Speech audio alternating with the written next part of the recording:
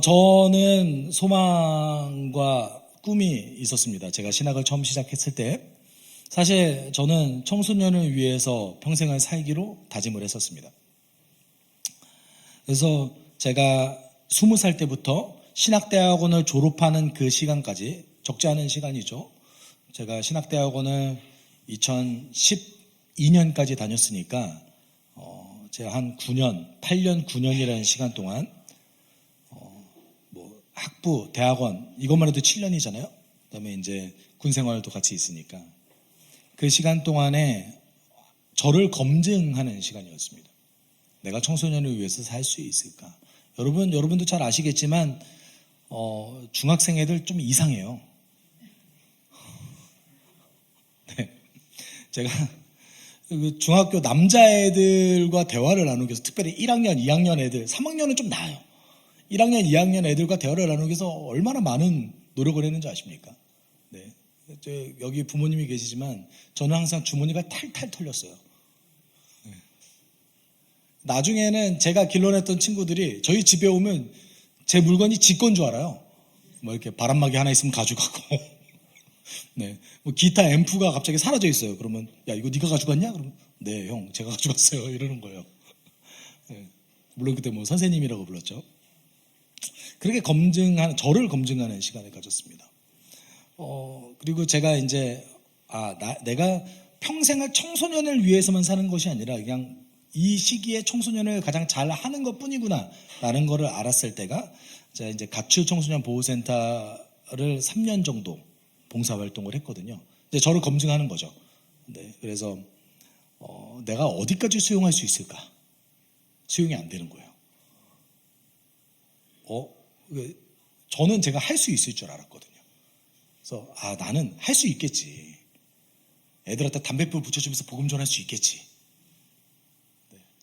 안타까운 사실은 담뱃불을 붙이는 현장에는 복음이 들어가지 않습니다. 저형 환상인 것 뿐이었던 거죠. 내가 열심히 섬기면 괜찮겠지. 네. 저 현금부터 시작해서 많이 느꼈습니다. 그렇지 않다라는 걸 발견했습니다. 제가 모든 걸 수용할 수 없다는 걸 발견했고 저의 한계를 발견했습니다. 그리고 목회는 내가 하는 게 아니구나라는 것을 알아가는 시간들이었습니다. 동시에 제 소망이 조금씩 좌절되어 가는 것을 경험하고 있는데 어떤 것을 경험했냐면 성경에 등장하는 교회는 저에게 있어서 굉장히 매력적이었는데 안 그런 거예요. 제가 사역하는 현장은 전혀 매력적이지가 않은 거예요. 사람을 사랑하기보다 사람이 도구가 되어져서 도구가 된 내가 너무 익숙한 거예요. 여러분, 저희 교회 처음 오셨을 때, 숲속교회로 처음 오셨을 때 소위 열심히 교회에서 일하셨던 분들의 어떤 특징들이 하나 있습니다. 열심히 교회에서 일하시다가 저희 교회 오신 분들이 저희 교회에 이렇게 딱 앉아 있으면 어떤 특징이냐면 내가 여기서 뭘 해야 되지? 두리번 거리시면서 여러분 숲속교회는 오히려 신앙생활을 오래 하셨던 분들이 적응하기 더 힘든 교회입니다. 이거는 제가 의도적으로 그렇게 계획한 겁니다. 왜냐하면 교회는 믿지 않는 사람들이 처음 왔을 때 편해야 돼요. 그게 선교적 교회 아닙니까? 그렇죠. 그런데 제가 본 교회는 믿지 않는 사람들이 교회 오면 너무 불편한 거예요. 말도 너무 이해할 수 없는 말들이 가득하고 교회 오면 이거 해야 돼요, 저거 해야 돼요, 이건 하지 말아야 돼요, 저건 하지 말아야 돼요. 뭐 이렇게 해야 될 것과 하지 말아야 될 게 많나? 라는 생각이 들었습니다. 네. 제가 이 말씀을 드렸던 이유는 뭐냐면 저는 그래서 나중에 이제 목사 안수를 받을 때쯤 됐을 때에 성경적 교회는 지금은 불가능하구나 라는 결론에 도달하게 됐습니다. 그때는 가능했지만 지금은 불가능하겠구나. 지금 시대가 2000년이라는 시간이 변해서 많이 변했구나 라는 생각을 하게 됐던 것 같아요. 말로는 못했어요. 어떻게 감히 이 교회가 지금은 안 돼요 이렇게 말할 수 있겠어요. 제가 말로는 못했습니다. 근데 제 마음속으로는 안 되겠지 그래서 제가 하는 방법은 그러면 예배 자체만으로는 최고의 전문가가 돼야겠다. 그래서 여러분 자세히 보시면 아시겠지만 저는 사역자 중에서도 예배에 관련된 모든 부분이 거의 특화된 사역자입니다. 말씀 전포, 기도 인도, 그다음에 그 찬양 인도. 혼자서 다 할 수 있어야겠다. 네. 그래서 저는 악기가 없어도 예배 드리는데 그렇게 주저하지 않는 사람입니다. 다 보셨겠지만 3년 정도는 어쿠스틱으로만 예배 드렸습니다. 그렇게 훈련했던 이유는 그래도 예배 때는 하나님이 임재하시니까 살아계시니까 그 역할을 잘하면 되겠거니 그 중에 말씀을 받아들이는 사람은 변화가 있겠지라는 생각을 했던 것이죠. 한 반쯤 포기했기 때문에 그렇습니다. 개척을 해보니까 소망이 다시 생겼습니다. 가능하다. 2000년 전에 임재하셨던 그 성령님은 동일하게 지금도 우리 가운데 공동체가 가능하게 하셨다. 지금도 그런 공동체가 있다를 발견하게 됐습니다. 네, 저에게 소망이 살아난 거죠. 네. 여러분 성경에 있는 교회는 가능합니다. 아멘이죠. 세 가지가 필요합니다. 첫 번째는 정확한 진리가 필요합니다. 두 번째는 함께 걸어가는 공동체가 필요합니다. 세 번째는 성령님이 인도해 주셔야 됩니다. 이 세 개가 있으면 가능합니다. 적어도 이 땅에서 불가능하더라도 내가 꿈꾸는 교회까지 도달하지 않는다 할지라도 저는 주 앞에 섰을 때 이렇게 얘기할 수 있을 것 같아요. 주님, 당신 말씀 붙잡고 가서 제가 안 될 것 같았지만 그래도 하다 왔습니다. 우리가 이 정도는 얘기할 수 있어야 되는 거 아니에요? 아니면 말고요.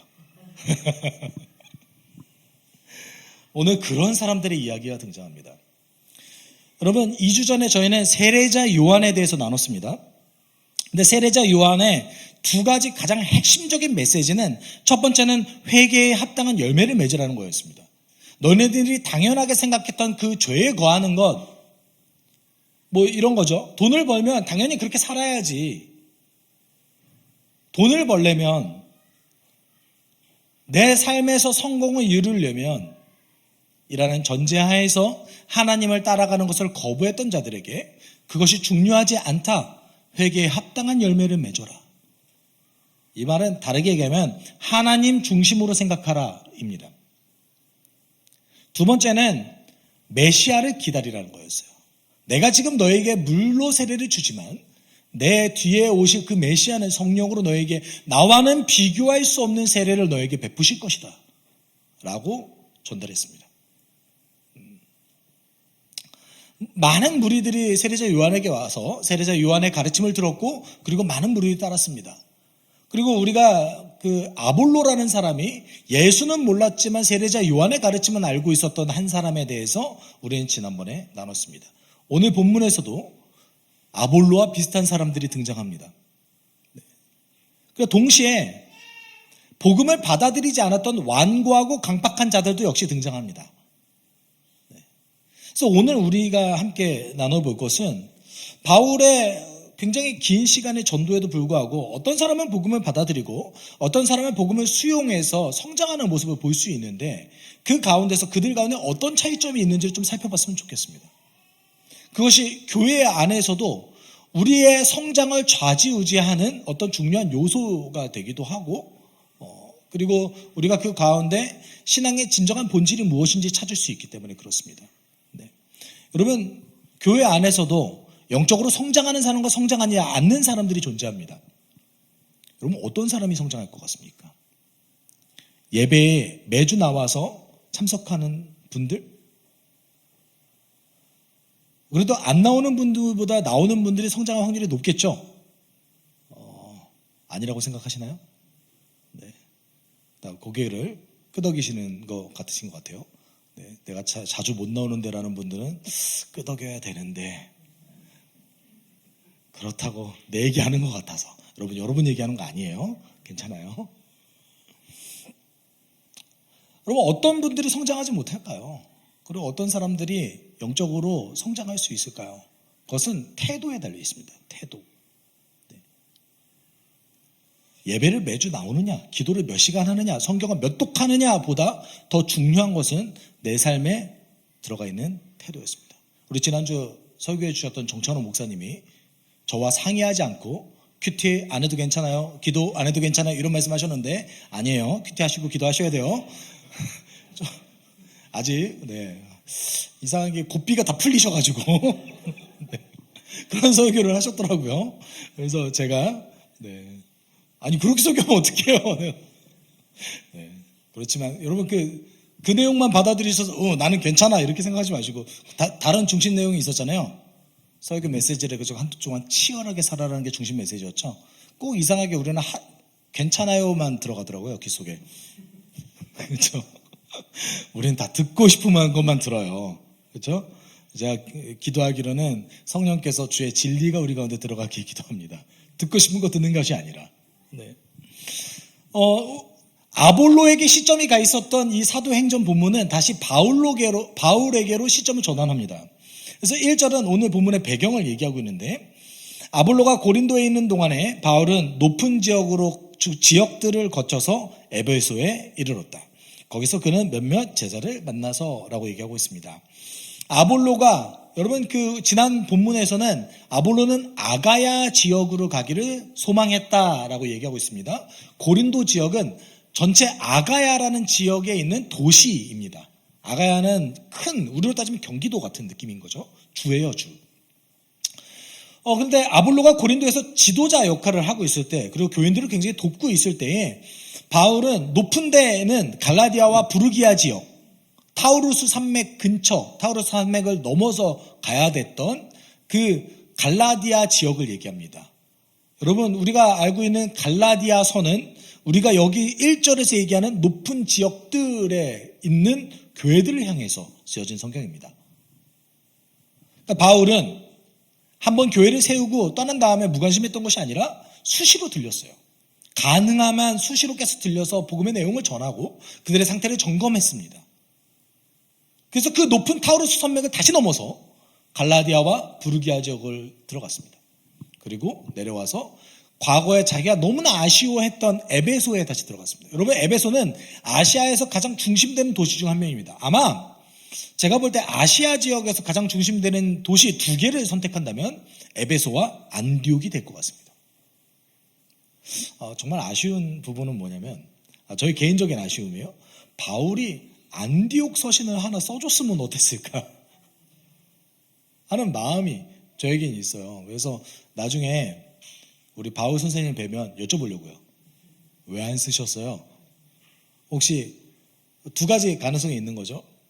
첫 번째는 안디옥이 너무 든든히 서 있어서 굳이 목회 서신을 쓸 필요 없을 가능성이 높습니다. 네. 바울을 파송했던 교회, 담임 목사조차 파송할 수 있었던 그 교회였기 때문에 굉장히 든든히 서 있던 모범적인 교회였기 때문에 그랬을 가능성이 좀 높을 것 같아요. 근데 물어보고 싶긴 합니다. 네. 그리고 그곳에서 에베소에 도착했을 때, 굉장히 중심 도시였던 이 에베소에 도착했을 때에 바울은 몇몇 제자를 만났다라고 얘기합니다. 이 사람들이 세례 요한의 가르침을 들었지만 예수의 복음을 듣지 못하는 사람들이었습니다. 근데 왜 제자라고 했을까요? 예수님 모르잖아요. 근데 왜 제자라고 했을까요? 네. 제 말이 이해가 잘 안 되시나요? 네. 보통 사도행전에서 제자는 예수를 신실하게 따르는 자들을 향해서만 쓰여집니다. 2, 3절을 보면 제 말이 좀 이해가 될 수 있으실 텐데 같이 좀 읽어볼까요? 여러분은 믿을 때에 성령을 받았습니까? 하고 물었다. 그들은 우리는 성령이 있다는 말을 들어보지도 못하였습니다. 하고 대답하였다. 바울은 다시 물었다. 그러면 여러분은 무슨 세례를 받았습니까? 그들이 요한의 세례를 받았습니다. 하고 대답하니. 잘 보세요. 제가 왜 이들을 제자라고 불렀을까요? 라는 의심을 제기했던 이유는 아직 성령을 받지 않았습니다. 그리고 세례자 요한의 가르침만 가지고 있었습니다. 2가지 어떤 의견들을 학자들은 제시하고 있는데, 결과론적으로 후에 제자가 됐기 때문에 이들을 제자로 부른 것이 아닌가라고 얘기하는 분들도 계시고요. 아니면 이미 이들이 거의 그리스도인과 흡사하게 살아갔기 때문에 세례자 요한의 가르침을 따라서 그들을 제자라고 부른 것이 아닌가 추측을 합니다. 정확하게 우리는 알 수 없죠. 다만 이들이 제자가 나중에 된 것은 확실합니다. 근데 우리가 2, 3절을 통해서 그 다음에 그 후에 나오는 메시지를 통해서 확실하게 알 수 있는 것은 이들은 세례자 요한의 가르침을 지키기 위해서 굉장히 노력했던 사람이었다. 이것은 분명합니다. 그리고 지금 시점이 어떤 시점이었냐면 세례자 요한이 비참하게 죽은 지 수십 년이 지났을 때입니다. 세례자 요한이 비참하게 죽은 다음에 수십 년이 지나고 그 수십 년의 기간 동안에 요한의 가르침을 지키기 위해서 치열하게 노력했던 것으로 보입니다. 그리고 그들 가운데 어떤 나름의 공동체를 형성해서 함께 지키려고 노력했던 모습도 사실 뒤에 좀 비춰지기도 합니다.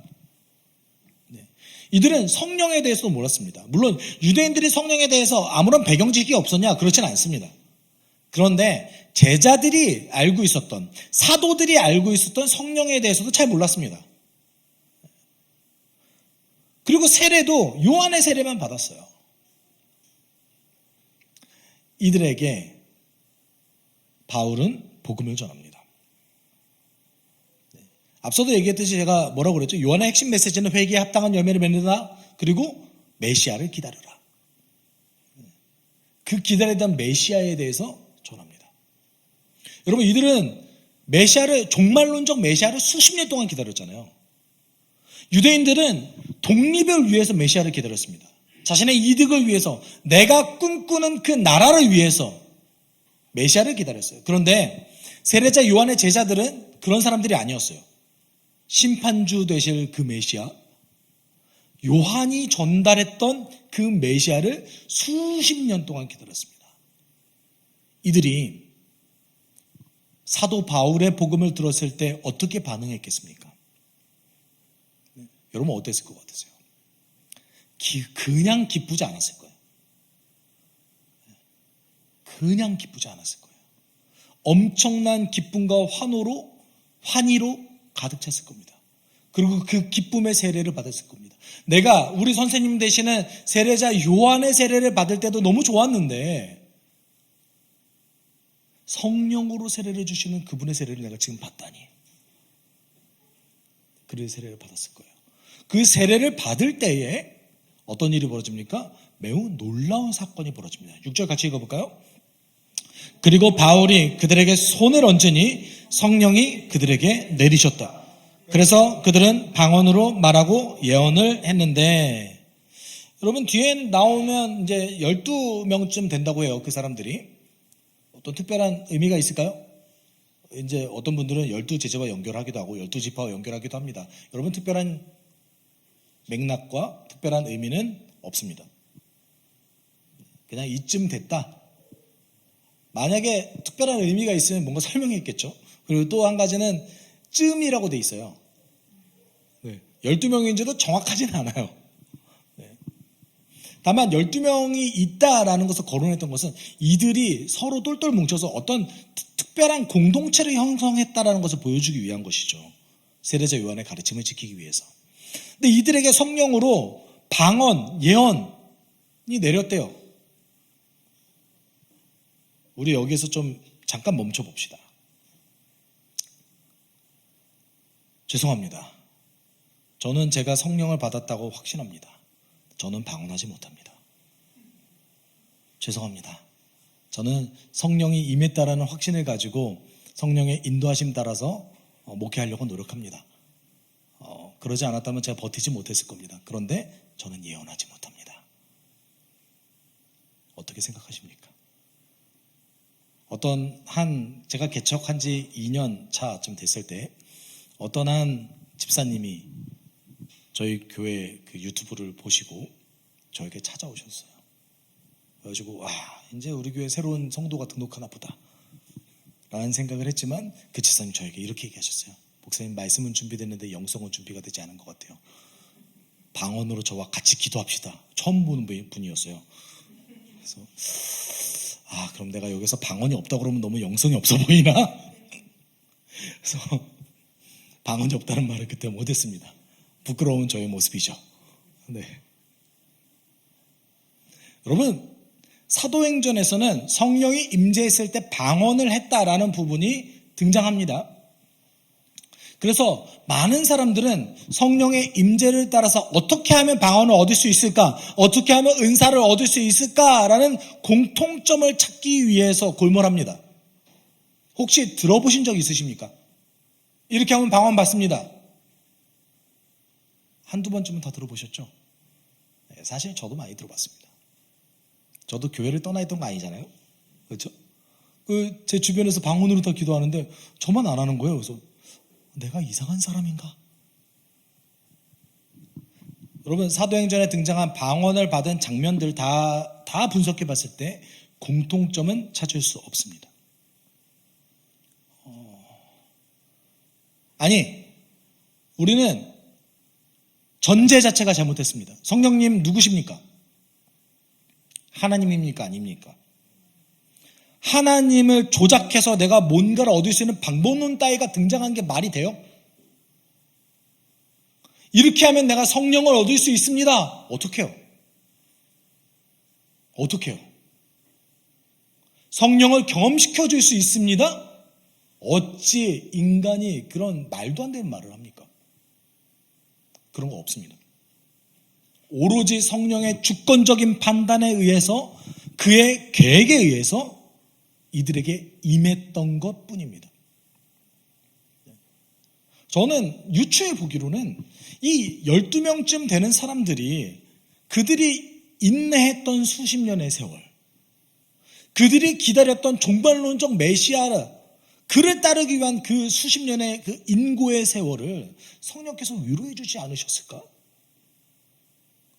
여러분, 이들은 아마 철저하게 세례자 요한을 따르기로 노력했던 사람이었습니다. 여러분, 세례자 요한 어떤 사람이었습니까? 금욕적인 사람이었어요. 광야에 나가서 최소한의 식량을 가지고 살아가면서 종말론적 메시아를 기다렸던 사람. 자신의 목숨조차 그 메시아를 위해서라면 초계같이 버릴 수 있었던 그 사람. 회개에 합당한 열매를 얻기 위해서 치열하게 노력했을 것이고 금욕적으로 살아갔을 겁니다. 여러분, 이런 사람들이 성령의 아주 큰 은혜를 받아야 되는 거 당연한 거 아니에요? 우리가 보통 우리의 신앙을 점검할 때 우리는 우리의 신앙을 점검하기에 앞서서 외부를 점검을 많이 합니다. 거기 목사님 말씀이 좀 별로야. 찬양이 좀 약해. 기도가 좀 약해. 근데 우리는 보통 그렇게 하죠. 여러분, 예배 은혜를 누리고 싶으시죠? 일주일에 한 번 있는 공동체 예배 은혜를 누리고 싶으시죠? 네, 비결이 있습니다. 비결 없다고 얘기했는데, 아니, 성령님께서 긍휼하게 여기시는 사람의 종류가 있습니다. 어떤 사람일까요? 자주 찾는 사람이죠. 월요일부터 토요일까지 아무것도 안 하는데 주일날 갑자기 와서 저는 성령의 은혜를 누리고 싶어요. 너무 도둑놈 신부 아니에요? 여러분, 방언을 받을 수 있을 특별한 어떤 방법은 없습니다. 다만 성령께서는 그 사람에게 맞춰서 그 사람에게 특별한 경험을 시켜주십니다. 어땠을 때요? 성령을 따라 우리가 예수를 따를 때. 우리는 종종 삼위일체 하나님이 어떤 분이신지 잊을 때가 있어요. 여러분, 교회 안에 가장 최악의 거짓말이 뭔지 아세요? 그 사람이 성격은 나쁜데 믿음은 좋아. 이게 가능합니까? 제가 어떤 분의 아주 충격적인 말을 들었습니다. 한 교회에 어떤 한 목사님이 굉장히 성령 집회를 인도를 잘하셨던 분이었어요. 되게 유명하신 분입니다. 근데 그분이 비위 사실을 발견됐어요. 여전도사와 바람을 핀 게 발견된 거예요. 아직 그 교회에 남아 계십니다. 이유는 그래도 이 목사님께 성령께서 일하신다는 거예요. 그런 거 없어요. 왠지 아세요? 삼위 하나님은 당신의 성품 안에서만 거하십니다. 이 사람의 인격이 훼손되어 있고 이 사람의 여러분, 믿음이 좋은데 성격이 나쁜 게 말이 돼요? 말이 안 되죠. 성령께서는 온당한 사람에게만 거하세요. 물론 도우시죠. 연약한 사람을 도우시죠. 그런데 성령의 도구가 된 자들, 특별히 사역자들, 반드시 자격 있는 자들에게만 거합니다. 문제 일으키고 인격에 왜곡이 있고, 그런데 성령께서 그 사람을 통해서 일한다고요? 이거는 심각한 성령에 대한 모독이에요. 마치 여러분 뭐라고 얘기하는 것 같냐면, 우리 예수님이 빌라도 같아요 라고 얘기한 거랑 비슷해요. 아니, 또는 여러분, 사도가 바리새인 같으면 됩니까? 돼요? 물론 그런 모습이 때때로 등장하긴 하죠. 안 되잖아요. 그렇죠? 기독교는 능력과 질서를 말하기 전에 먼저 자격을 말했던 종교입니다. 자격을 말하잖아요. 마태, 마가, 누가, 요한복음 전체 예수의 자격에 대해서 논하고 있어요. 근데 성령께서 그렇게 일하신다고요? 이건 우리 성령 하나님에 대한 모독이에요. 여러분, 우린 믿음으로 받아들여야죠. 성령께서 일하신다면 우리의 인격이 변할 겁니다. 성령께서 일하신다면 우리의 인격과 더불어서 나이가 영적으로 변화될 겁니다. 누구를 닮아서? 하나님을 닮아서. 저는 이런 종류의 거짓말들을 많이 들었던 것 같습니다. 사실 제가 사도행전을 거론하면서 이런 얘기를 꼭 하고 싶었습니다. 여러분, 갈라디아서 5장 22절 23절에서는 성령께서 일하시는 자에게 어떤 모습이 나타나는가에 대해서 논하고 있는데 이렇게 얘기하고 있습니다. 같이 읽어보죠. 너무 유명하죠. 그러나 성령의 열매는 사랑과 기쁨과 화평과 인내와 친절과 선함과 신실과 온유와 절제입니다. 이런 것들을 막을 법이 없습니다. 아멘. 여러분, 갈라디아서 5장에서는 성령을 따르는 삶과 육체를 따르는 삶을 비교 분석하고 있습니다. 그런데 우리는 되게 9가지 열매에 집중하잖아요. 그렇죠? 그래서 저도 과거에 아주 부끄러운 얘기지만 나에겐 사랑은 있는 것 같은데 희락과 절제는 좀 없는 것 같아. 잘 안 기뻐. 절제가 잘 안 돼. 여러분, 이렇게 보통 얘기하죠. 그게 아닙니다, 여러분. 성령의 열매는 단수입니다. 하나예요, 하나. 그리고 여기 나오는 9가지 모습들은 이 하나의 성령의 열매가 어떤 모습으로, 어떤 단면으로 나타나는지를 보여줍니다. 그러면 다르게 얘기하면 성령의 열매는 성령을 따라 사는 사람은 때때로는 사랑이 나타나고, 때때로는 희락이 나타나고, 때때로는 절제로 나타나고, 때때로는 온유가 나타나는 겁니다.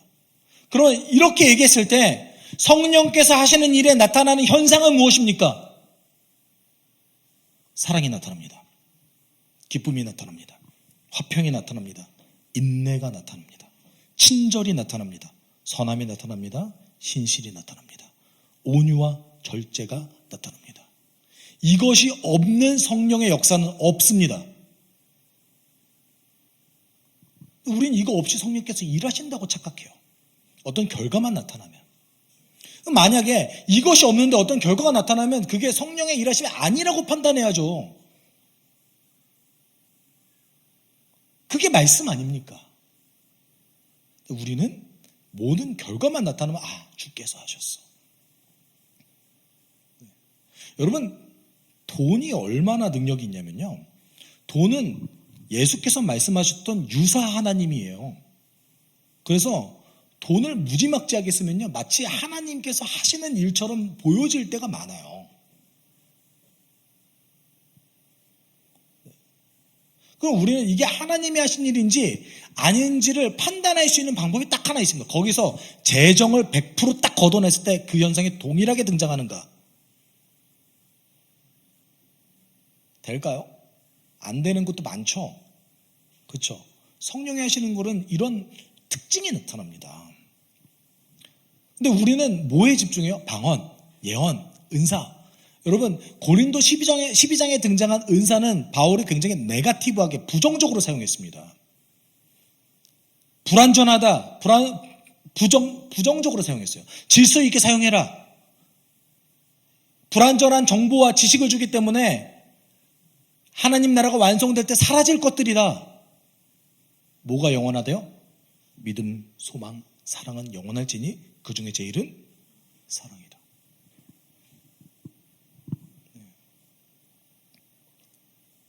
성령을 너무나 축소시키고 성령의 일하심을 너무나 왜곡하는 모습들이 우리 삶 가운데서 벌어집니다.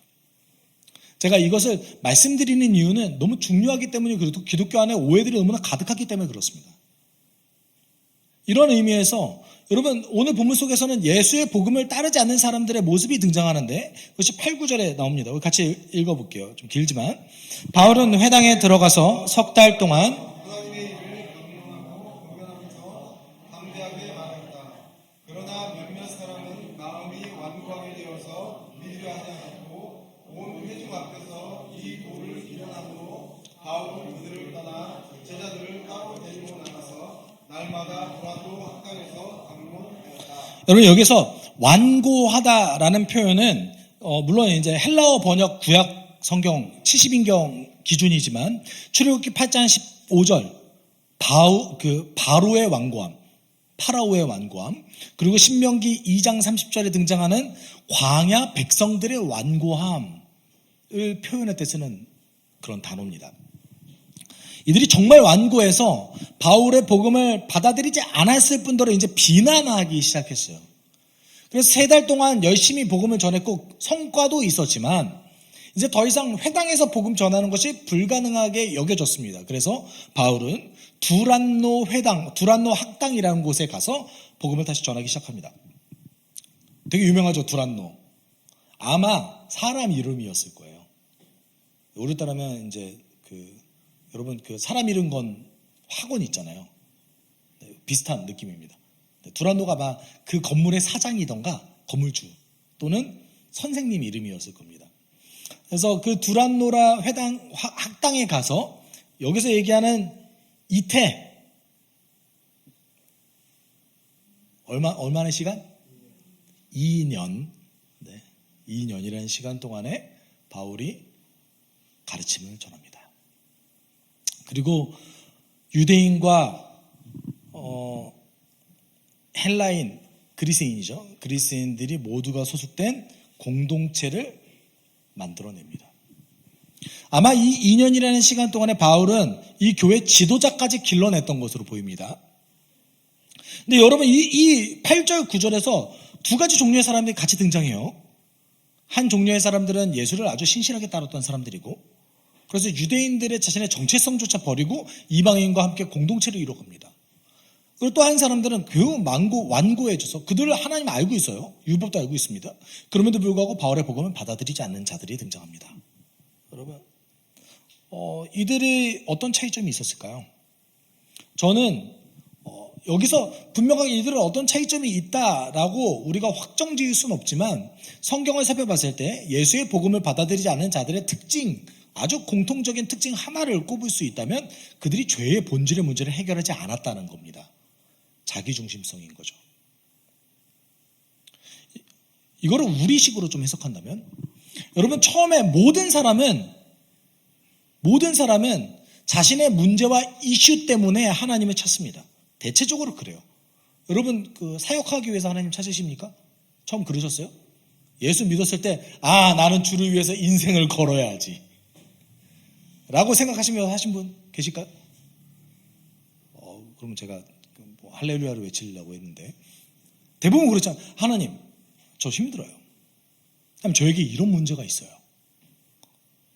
이걸로 나오지 않으세요? 그쵸? 근데 우리가 진리를 온전히 알아가고 하나님 앞에 우리가 섰을 때에 우리가 모습이 조금씩 달라져요. 자기중심성이 사라지잖아요. 예수를 주인으로 받아들이며 살아가기를 결단하잖아요. 그러면은 우리 오늘 그 제목이 무엇이죠? 나의 이슈가 하나님보다 작아지는 것을 발견하게 됩니다. 내 삶의 문제가 더 이상 주 앞에서 문제가 아니게 되는 거예요. 주님이 해결하셨구나. 내가 믿음으로 받아들이면 되는구나. 그리고 누구의 문제가 나에게 문제로 다가옵니까? 하나님이 가지고 계시는 그 시선을 내 가슴 속에 담아가는 것이죠. 이제 내 문제가 더 이상 문제가 아니라 주의 문제가 나를 채우는 거예요. 주의 시선이 나를 채우는 거예요. 여러분, 시선의 문제가 가장 결정적입니다. 하나님 중심인가? 나 중심으로 하나님을 바라보는가? 여러분, 처음에 나 중심으로 하나님 바라봐도 괜찮습니다. 그런데 진리를 온전히 듣고 성령을 의지하다 보면 변화를 느끼실 겁니다. 어떤 변화요? 하나님의 문제가 내 문제가 돼요. 우리 뭐하러 공동체 세웁니까? 그냥 대형교회 가가지고 좋은 영적 서비스 받으면 되는데, 저보다 훨씬 말씀 전하시는 목사님들 정말 너무 많아요. 너무 많아요. 저 되게 칭찬 좋아하는 사람이거든요. 누가 칭찬하면 너무 좋아요. 플랜카드 걸어줬으면 좋겠어요. 이렇게 대형 연습막 이렇게 딱 걸어가지고 그랬으면 좋겠는데, 제가 가장 기쁜 순간이 있습니다.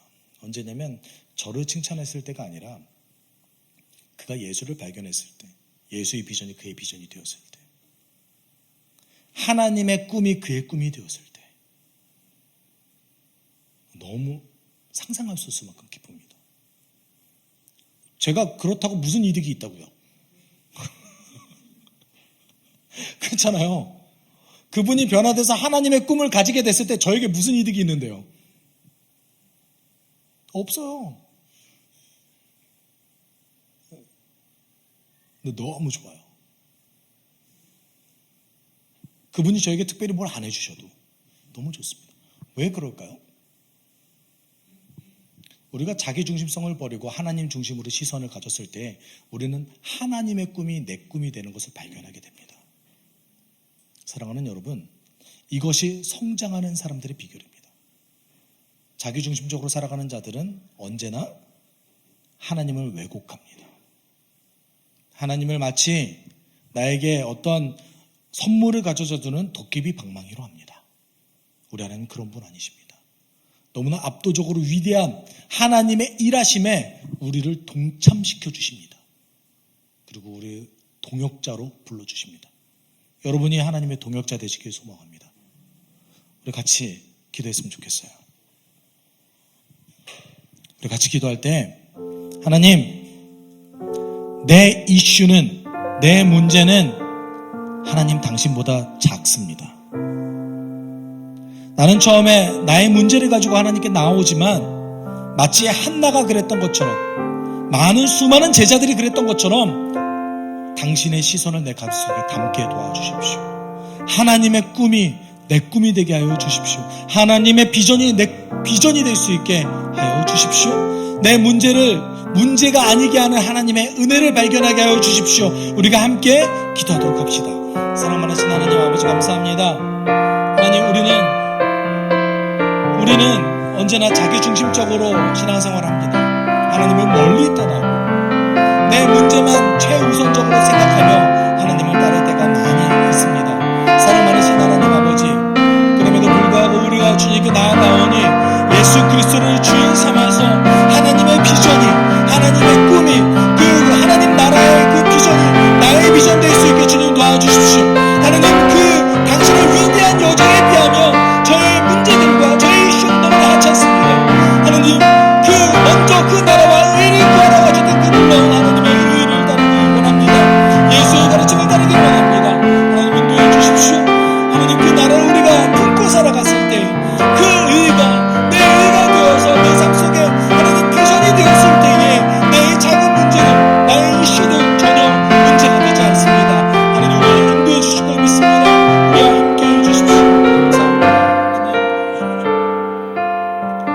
사랑이 많으신 하나님 아버지, 먼저 그 나라와 의를 구하라셨던 예수의 명령 따라 하나님 나라의 꿈이 우리의 꿈이 되길 원합니다. 깨진 세상을 회복시키시고 지금도 죽어가는 자들을 살리기 위해서 일하시는 우리 성령님, 내가 그 성령의 도구가 되게 하여 주십시오. 나의 삶에 성령의 열매가 나타나게 하여 주십시오. 나의 문제와 나의 이슈가 당신의 그 위대한 일하심과 부르심 앞에 하나님 작아짐을 경험하게 하여 주십시오. 문제를 문제가 아니게 고백하게 하여 주시고 하나님의 시선을 가지고 영혼을 바라보며 실천하는 자들 되게 하여 주십시오. 모든 것 감사하며 거룩하신 예수 그리스도의 이름으로 기도드립니다. 아멘. 주 예수 그리스도의 은혜와 하나님의 사랑과 성령의 교통하심이 하나님의 꿈을 마음에 품고 오늘도 깨진 세상을 바라보며 안타까워하시며 일하시는 그분의 도구가 되길 원하는 숲속교회 성도들에게 그들의 삶 가운데 함께 있을지어다. 아멘.